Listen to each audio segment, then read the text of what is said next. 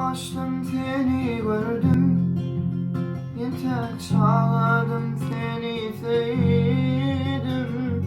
Uzak geceler yatmak arzular, şarulem ya da sana kıyınan yar. Bugün yarmayı koyup var ya beni yedin.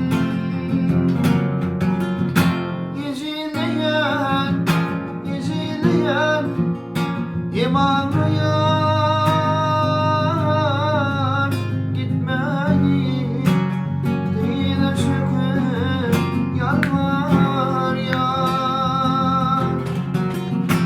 Dinlemedin, yakın gittin, garip dönüp.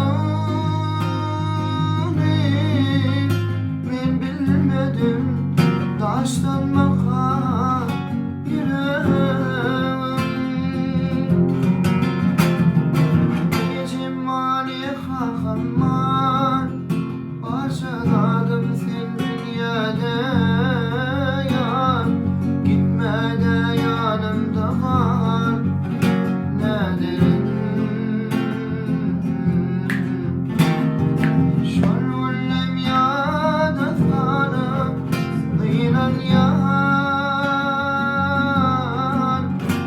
Bugün yarayı koyup var ya beni yedin.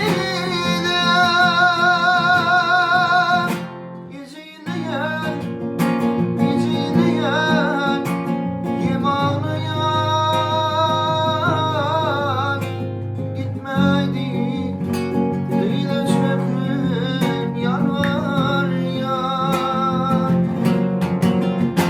Dinlemedin, yakın gittin, garip gönül. Ben bilmedim, taştan bakar